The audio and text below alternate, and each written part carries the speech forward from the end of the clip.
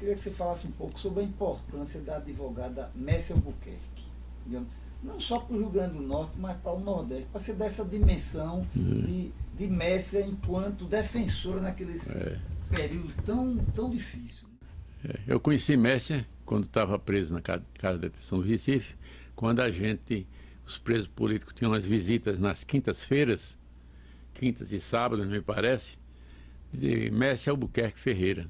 Eu a conheci e, inclusive, deu uma penada também no meu caso, porque ela era assim, ela procurava todos os processos, né? A presença de Messia é uma presença que tem que ser resgatada e colocada na memória eterna da luta política, não só do Brasil, na América Latina, da grandeza enorme. Depois eu fiz uma visita ao viúvo, né, ao sobrevivente dela, lá num edifício, me parece que Rio Branco, juntamente com Ouro Branco, com Oswaldo Monte, né? E vi as fotografias, vi todo, né? Não era uma advogada, era uma devotada, era uma pessoa, a vida dela era a vida da defesa da democracia, da liberdade, do ser humano.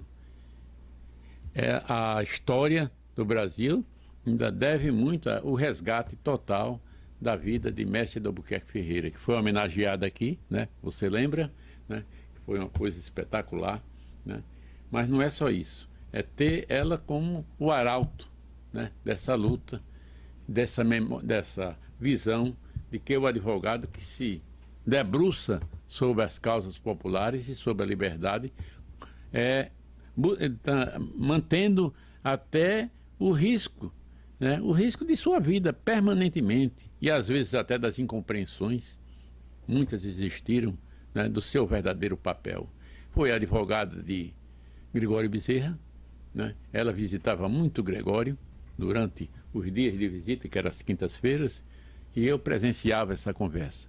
Então, a história deve a Messia Albuquerque Ferreira todo o registro do exemplo da sua cidadania, da sua moral, da sua dignidade e da sua luta pela liberdade.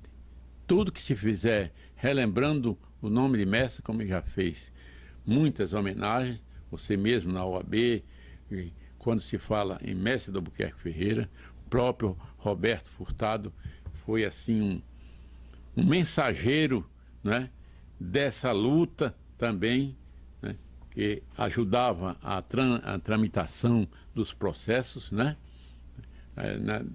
da defesa dos presos políticos, inquestionavelmente, sem procurar, né, auferir rendimentos, nem perguntar quem eram as pessoas. Messia foi uma defensora intransigente da luta pela democracia. Outra pessoa que eu queria registrar aqui, e registrar nesse panteão da história, é Carlos Antônio de Varela Barca.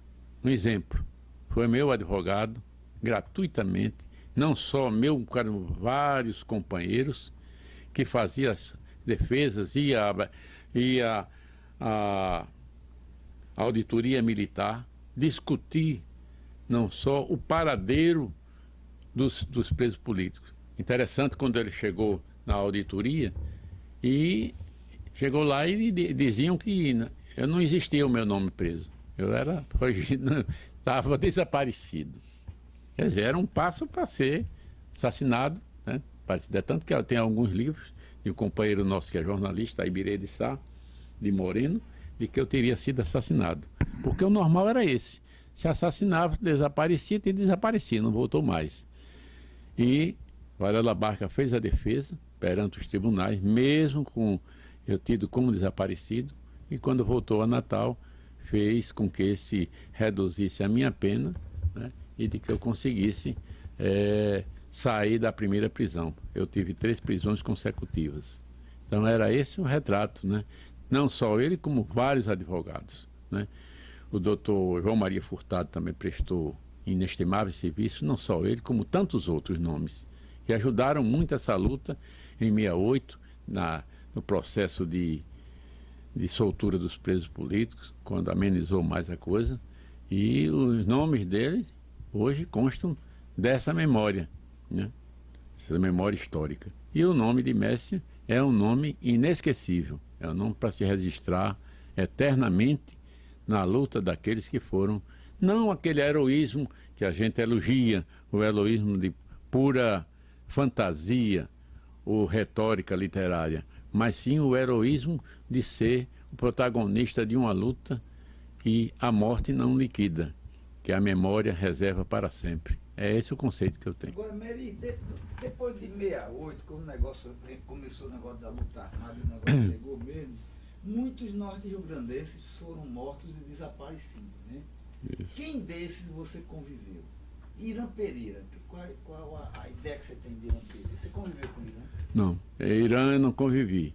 Eu tive muita amizade com Sacha Lides Pereira, que é a filha dele, né? E através de Sacha eu tive vários dados, inclusive recentemente nós fizemos uma homenagem lá em Caicó, que ele é originário de Caicó, é filho de um juiz já falecido, Hilarindo Pereira, de Caicó.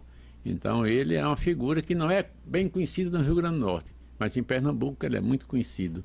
E conhecido nacionalmente, porque ele foi dirigente do Comitê Nacional do Partido Comunista E Brasileiro. Emanuel Bezerra, você chegou a conviver? Não convivi. Não conviveu. Tenho de Em lembrança. 64 você evaporou-se do meio do mundo. Exatamente. Houve assim, não um desligamento, é uma separação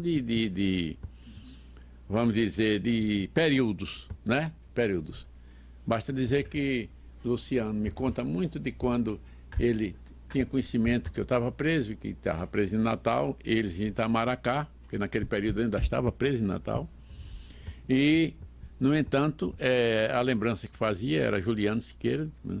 E ele disse: eu passei a querer muito bem a você após as conversas de Juliano, vendo a sua ascendência no movimento e a seu critério, essas coisas, que foram períodos seguidos. 68 já foi um outro período, né? Um período muito duro, período de reorganização política, um problema de restaurar essas liberdades democráticas e o problema da luta armada, porque não havia nenhuma porta de saída para continuar a luta, porque não havia, era violência pura. Então foi um gesto que eu digo que não foi um gesto, como se diz, de 35, foi um gesto, vamos dizer, intentona. E a mesma coisa de 68 foi um gesto justo. Não havia mais porta, não havia mais saída. A saída era resistência mesmo. A resistência através desses meios para poder romper os grilhões da ditadura. Então, essa é a visão que eu tenho. E hoje eu tenho livre trânsito, tenho amizade com todo esse pessoal, e a luta política foi feita de vários períodos. Meu período foi 64, 65. Meri, se você tivesse que escolher um momento, um instante da sua trajetória nessa luta, que momento você falaria?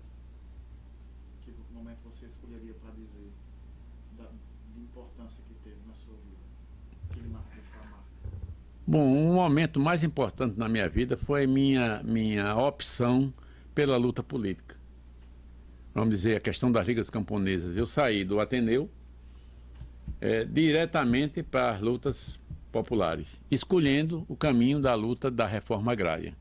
Porque eu questionava muito, eu muito jovem, e eu fui educado pela família Siqueira, pela irmã, foi minha mãe adotiva. Eu tinha duas mães, mãe biológica, legítima, e minha mãe adotiva, irmã de Esmeraldo Siqueira. Eu já questionava as relações familiares e as relações na sociedade. Já era um grito que sentia dentro de mim contra as formas de educação e de princípios e que a sociedade vivia, de domínio do poder político emanado dos proprietários de terra. Então eu optei pela reforma agrária, né? Pelas ligas camponesas, pela reorganização dos sindicatos rurais depois do golpe, né? De reorganizar no interior do Ceará e no interior de Pernambuco. Eu acho que foi um momento mais elevado, né? Pode ser até... E a convivência com o Julião, como é que foi? Foi muito boa.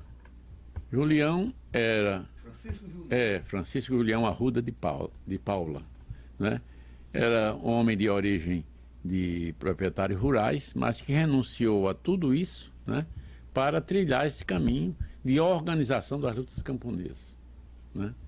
Há questionamentos contra o comportamento de Juliano. Não é questionamento, vamos dizer, quanto à prisão, quanto a essa coisa, mas é das posições políticas, né? Mas ele foi, de qualquer forma, um líder, aglutinador, organizador, né? E que ele questionava, dizia, reforma agrária na lei ou na marra, né? Era também um grito de um slogan que tem que se fazer a reforma agrária. Há 500 anos que se luta pela reforma agrária. Ainda não foi feita a reforma agrária no Brasil. Então, foi um líder, realmente, camponês, já falecido, mas que teve um papel destacado na luta pelos camponeses, pelas massas camponesas, né? Pela organização rural. Só avançou a luta dos trabalhadores rurais pela participação não só dos sindicatos rurais, dos sindicatos orientados pelo Partido Comunista Brasileiro. Tudo ajudou. Todo movimento que seja vamos dizer, uma confluência de forças políticas ajudaram a luta do campo, né? Depois vieram essa questão que hoje tem vários líderes políticos, dos sem terra, por exemplo. É uma luta política hoje que ainda se discute, né? A chegada dos sem terras e a luta política dos sem terra. Eu acho que a reforma agrária e essa luta política pela independência do campo, das relações no campo, das relações trabalhistas, ela continua e todas essas organizações tiveram papéis destacados e vários líderes tombaram, né? João Pedro Teixeira, um exemplo disso, e vários outros e outros e outros. Mas é um capítulo de uma luta incessante, de uma luta continuada e que ainda hoje continua no Brasil. Em outros patamares ou em outros fóruns, mas com o mesmo sentimento.